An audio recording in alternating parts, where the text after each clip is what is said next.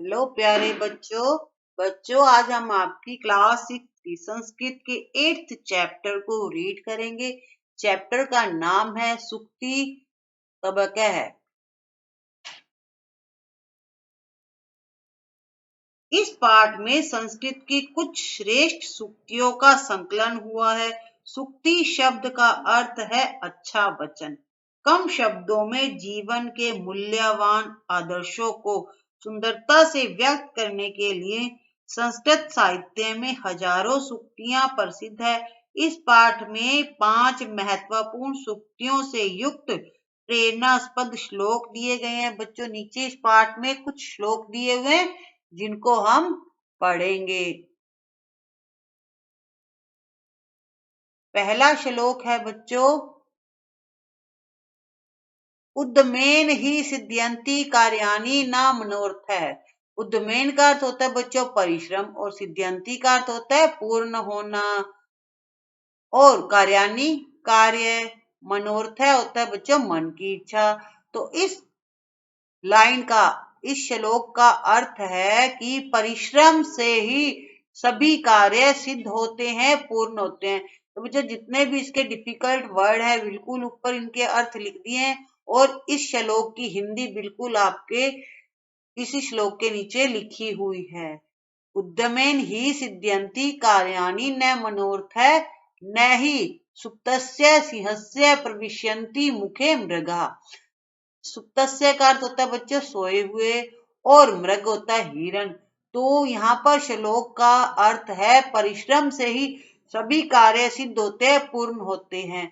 मन की इच्छा मात्र से सिद्ध नहीं होती है।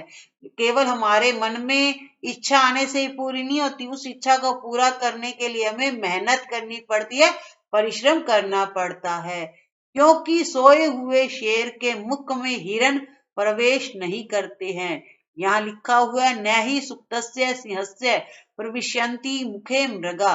तो हिरण है जो सोए हुए शेर के मुंह में नहीं चला जाता, बल्कि शेर को शिकार करना पड़ता है, परिश्रम करना पड़ता है, तभी वो अपना शिकार पकड़ता है। अतः हमें सदैव परिश्रम करते रहना चाहिए।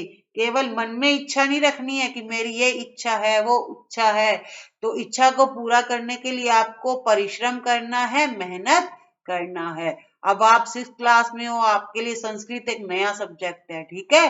तो आपने पहले संस्कृत को पढ़ा नहीं है, तो आप संस्कृत को कैसे पढ़ोगे, कैसे पास होगे संस्कृत में? आप पढ़ोगे, मेहनत करोगे तभी पास होगे। केवल इसको देखते रहने से ही, किताब को देखने से ही पास नहीं हो जाओगे, ठीक है। तो आपको क्या करना है, मेहनत करनी है।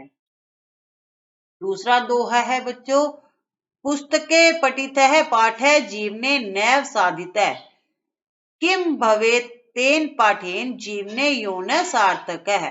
पुस्तके तो बच्चों अर्थ है किताब या पुस्तक, और साधितः का अर्थ होता है बच्चों उपयोग किया हुआ। यदि पुस्तक में पढ़ा गया पाठ जीवन में उपयोग में नहीं लाया गया, ठीक है। हमने किताब में तो पढ़ लिया कि हमें फूलों को नहीं तोड़ना है, बाग में से पार्क में से फूलों को नहीं तोड़ना है, लेकिन वास्तविक जीवन में जब पार्क में जाते हैं तो फूलों को तोड़ लेते हैं। तो फिर हमने जो किताब में पढ़ा था वो हमारा पढ़ा हुआ बेकार है। क्यों बेकार है? क्योंकि हमने जो ज्ञान प्राप्त किया है, पढ़ा है, उसको अपने जीवन में तो उतारा ही नहीं है। तो इस श्लोक का अर्थ है कि पुस्तक में पढ़ा गया पाठ जीवन में उपयोग में नहीं लाया गया तो जीवन में से पाठ सार्थक नहीं है। कोई उस पढ़े हुए पाठ का हमारे जीवन में कोई महत्व नहीं है। क्या फायदा उस पाठ को पढ़ने का जब हमने उसे अपने जीवन में उतारा ही नहीं है, उसका कहना ही नहीं मानना, ठीक है। तो उस पाठ से क्या लाभ? अर्थात किम भवे तेन पाठेन जीवनो यो न सार्थक है। जब हमने उस पाठ को अपने जीवन में उतारा ही नहीं, उस पाठ से कोई शिक्षा ही नहीं ली है, ठीक है, हमने उसका कहना ही नहीं माना, तो फिर उस पाठ को पढ़ने का क्या फायदा? तो फायदा कब है? जब हम पढ़ते हैं, उसी हिसाब से हम चलते हैं, अपने जीवन को उसी हिसाब से चलाते हैं। जैसे कहा जाता है कि जानवरों को नहीं मारना चाहिए। आप बुक में भी पढ़ते होंगे कि जानवरों को तंग नहीं करना चाहिए, उनको परेशान नहीं करना चाहिए। लेकिन जैसे ही हम कोई जानवर देखते हैं उस पर पत्थर मारने लग जाते हैं या उस पे लाठी मारते हैं ना बच्चों, कई बार हमने देखा होगा। तो फिर जो हमने किताब में पढ़ा कि जानवरों को तंग नहीं करना चाहिए, उन्हें परेशान नहीं करना चाहिए, तो फिर क्या फायदा हमारे पढ़ने का? कोई फायदा नहीं है, कोई बेनिफिट नहीं है। तो हमने जो पढ़ा है कि हमें जानवरों को, पशुओं को तंग नहीं करना है। अगर हम तंग नहीं करेंगे तो हमारे लिए उस पाठ का फायदा है। ठीक है, तो हमें क्या करना है, जो हम पढ़ते हैं उस पढ़ने को हमारे जीवन में उतारना है। ठीक है, उनका कहना मानना है। अर्थात पुस्तक में से प्राप्त ज्ञान का उपयोग जीवन में अवश्य ही करना चाहिए। इस श्लोक का अर्थ है कि हमने जो किताब में पढ़ा है उस पढ़े हुए पाठ को अपने जीवन में उतारना है, उसका उपयोग करना है अपने जीवन में। अगला तीसरा बच्चों पहरा है, श्लोक है, प्रिय वाक्य प्रदानेन सर्वे तुष्यन्ति जन्तवः। प्रिय वाक्य प्रदानेन का अर्थ होता है मीठा वचन बोलने से, यानी मीठा बोलने से। तुष्यंती का अर्थ होता है बच्चों प्रसन्न। तस्मात् प्रियम ही वक्तव्यम, वचने का दरिद्रता। तस्मात का अर्थ होता है बच्चों इसलिए, और वचने होता है बोलने में। तो इस श्लोक का अर्थ है कि सभी मनुष्य प्रिय वचन कहने से प्रसन्न या संतुष्ट हो जाते हैं। अर्थात अगर हम किसी के साथ मीठा बोलते हैं तो सुनने वाला खुश हो जाता है, प्रसन्न हो जाता है। इसलिए मधुर वचन, मीठे वचन बोलना चाहिए, कड़वा नहीं बोलना चाहिए। हमें हमेशा सबके साथ मीठा बोलना चाहिए। तस्मात् प्रियम ही वक्तव्यम, वचने का दरिद्रता। बोलने में कंजूसी क्यों? जब हम बोल ही रहे हैं तो बच्चों सबके साथ मीठा बोले, कड़वा नहीं बोलना चाहिए, लड़ाई झगड़ा नहीं करना चाहिए। अर्थात मधुर वचन से सभी प्रसन्न होते हैं, इसलिए सदैव मधुर वाणी का ही प्रयोग करना चाहिए। दरिद्रता का अर्थ बच्चों यहाँ पर कंजूसी आएगा। ठीक है, कि बोलने में हमें, मीठा बोलने में हमें कंजूसी नहीं करना चाहिए, हमें सबके साथ मीठा बोलना चाहिए। अगला श्लोक है बच्चों, गच्छन् पिपलिको याति योजनानां शतान्यपि गच्छन् वैन्त्योऽपि पदमेकं न गच्छति। गच्छन का अर्थ होता है बच्चों जाती हुई, पिपलिका का अर्थ होता है चींटी, याति मतलब जाती है, जाता है, योजना नाम मतलब 4 कोसों या सैकड़ों कोसों, और वैन्त्योयपि का अर्थ होता है बच्चों गरुड़। तो इस श्लोक का अर्थ है कि चलती हुई चींटी सैकड़ों योजन पार कर लेती है, बहुत दूर तक चली जाती है। कैसे चली जाती है? चलते चलते।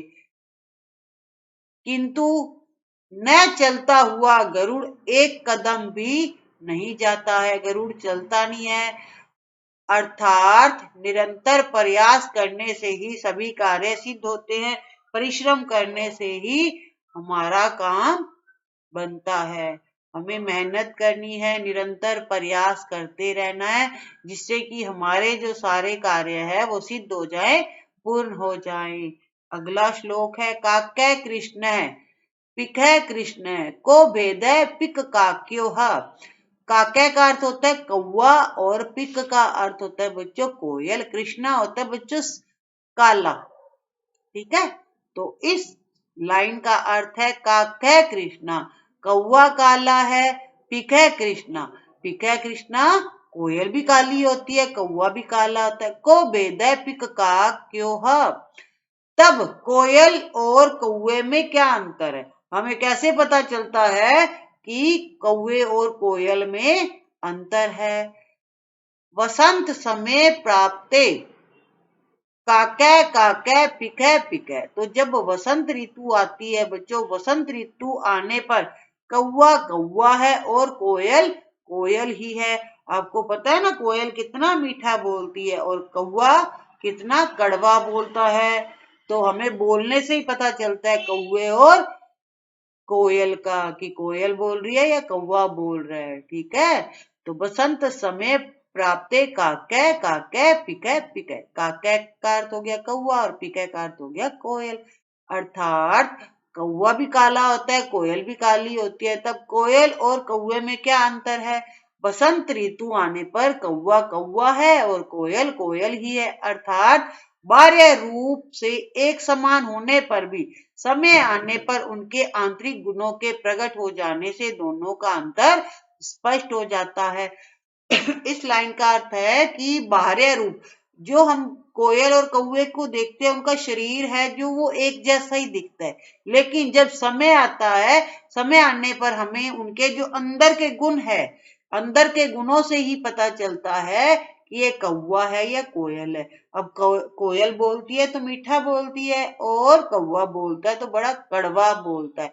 तो हमें उनकी बोली से पहचान होती है कि कौवा है या कोयल है। तो बच्चों आज का आपका चैप्टर है 8 यहीं खत्म होता है, कंप्लीट होता है। नेक्स्ट वीडियो में हम इसके क्वेश्चन आंसर करेंगे।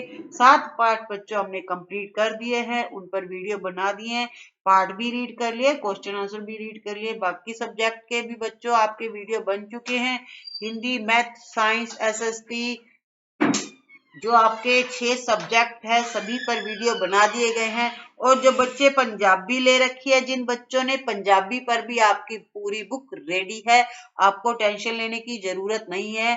आपको संस्कृत भी इसी चैनल पर मिलेगा और पंजाबी भी, और अदर सब्जेक्ट है वो तो सभी के लिए सेम है। तो बच्चों तब तक आप इस चैप्टर को रीड करके रखिए, नेक्स्ट वीडियो का इंतजार कीजिए क्वेश्चन आंसर की। तब तक बच्चों एक काम और करिए, फटाफट वीडियो को लाइक और शेयर कर दीजिए और चैनल को भी सब्सक्राइब कर दीजिए अगर अभी तक आपने नहीं किया है। तो बच्चों अगर आपके कोई ब्रदर सिस्टर दूसरी क्लास में है तो सभी क्लासों के यहाँ पर आपको वीडियो अवेलेबल करवाए जा रहे हैं। Thank you, have a nice day.